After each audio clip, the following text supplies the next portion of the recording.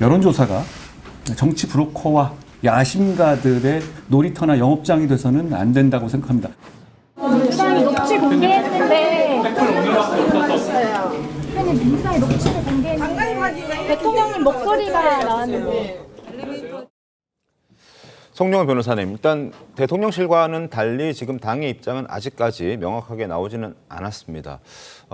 물론 많이 당황했겠죠, 당에서도. 그럼에도 불구하고 국민들은 한동훈 대표의 입에서 어떤 얘기가 나올 것인가에 대해서 많이 관심을 갖고 있을 텐데 지금 어느 정도 입장 정리가 돼 있는 상태입니까? 아직도 당에서는 사실관계를 파악 중이다 이렇게 사실관계를 파악 중이다? 이렇게 말씀을 드려야 될 것 같습니다. 왜냐하면요, 자 지금 저희 두 사람이 다 변호사이기 때문에 지금 이 방송에서도 법리적인 문제가 등장하면 저희가 또 변호사로서 언급은 해야 됩니다. 그리고 민주당에서 이렇게 자꾸 장외투쟁을 하고 이 사안을 이용해서 이재명 대표의 방탄에 활용하는 것은 여당으로서 당연히 지적을 해야 됩니다. 그러나 이 사안 전체를 놓고 보면은 아직까지 저희가 입장을 정확하게 정리해서 말씀을 드리기가 어려운 것은 우리가 일기예보를 할 때 지금 광화문의 하늘만 올려다보고 오늘은 비가 안 옵니다라고 말씀드릴 수는 없는 것 아니겠습니까? 위성 사진이 들어와야 됩니다. 그래서 그 구름 사진을 보고 판독을 해야 오늘 몇 시쯤에는 비가 올 수도 있으니 우산을 준비하십시오. 비 올 확률은 몇 %입니다. 이렇게 얘기를 할 수가 있는 것이거든요. 그 지난 8일에 이제 대통령실에서 대통령께서는 경선 과정에서 명태균 씨와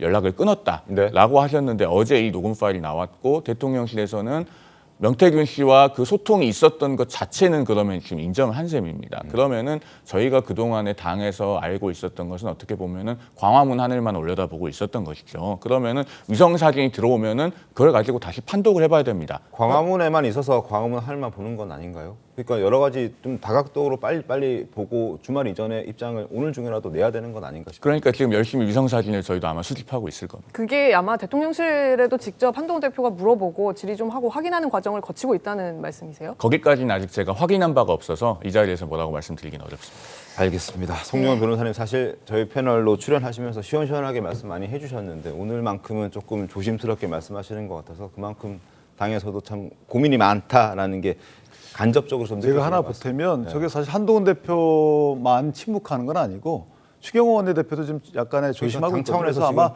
저런 부분은 조금 이제 국민적 신뢰도를 고려한 여러 가지 좀 전략적 행보 아닌가 이렇게 해석이 됩니다. 알겠습니다. 반면 지금 국민의힘과 달리 더불어민주당 이재명 대표는 조금 여유 있게 그리고 자신감도 엿보이게 얘기를 하고 있습니다. 어떤 얘기가 있는지 들어보시죠. 5월 9일은 대통령 신분이 아니라 당선인 신분이었다는 거고요. 대통령도 어떻게 보면 국민의힘 1호 당원이기 때문에 또 자유롭게 인사 추천을 할 수 있다. 그건 뭐 제가 드릴 말씀은 아닌 것 같고 그게 국민의 눈높이에서 봤을 때 아 훌륭한 일이구나 할지는 국민들이 판단하시겠죠. 네. 어제 그 녹취 이후에 이재명 대표 비공개 최고위까지 열면서 논의를 했고요. 있을 수 없는 심각한 상황이다 이런 메시지도 냈는데 그 이상으로 어떤 내용이 나오지는 않고 있는 상황입니다. 이 녹취가 공개된 이후에 이재명 대표 SNS에 올린 글이 지금 보시겠지만 내일 시작되는 장외 집회에 힘을 좀 모아달라 이런 얘기였거든요. 이 메시지 어떻게 해석을 해야 됩니까? 일단 민주당은 11월 2일 장외 집회에 당력을 집중하고 있습니다. 그 이유는 지금 뭐 송영 변호사님이나 유기찬 변호사님 말씀대로 이재명 대표의 선고에 영향을 미칠 의도 이렇게 해석될 여지가 없습니다. 왜냐하면 뭐 법원 선고는 이미 확정되어 있는 일정이고 거기에 여론이 모여서 뭐 한다고 한들 그게 결과가 바뀌겠습니까? 다만 무죄 탄원을 하는 주장 정도가 나오는 것일 뿐이고요. 거기에 모이는 목적은 김건희 여사의 국정농단에 대한 어떤 국민적 분노와 영향을 보여주기 위한 목표가 최우선이고 그렇게 될 수밖에 없습니다. 최근에 이 명태균 씨 관련돼서 또 그 이전에 김대남 씨까지 해서 실제 김건희 여사의 국정 개입이나 여러 가지 문제 의혹들이 계속 제기되고 있었는데 사실 수사도 그렇고 정치적 대응도 그렇고 국민의힘이나 대통령실의 입장이 지지부진한 가운데 최근에 명태균 씨는 또 입을 닫았습니다. 그러니까 대통령실에 대해서 초기에 보였던 태도, 내가 입만 열면 한 달 안에 탄핵하야. 그러니까 심각한 어떤 문제가 있다는 부분을 스스로 얘기를 하면서 자신의 보호막을 쳤다가 최근에는 제기된 여러 가지 의혹들이 추가적으로 나옴에도 불구하고 이 부분에 대한 입장을 밝히지 않는 가운데 그러니까 민주당이 이제 민주당 쪽으로 들어오는 제보들이 생기는 거죠. 대통령의 어떤 직접 육성이 나왔고요.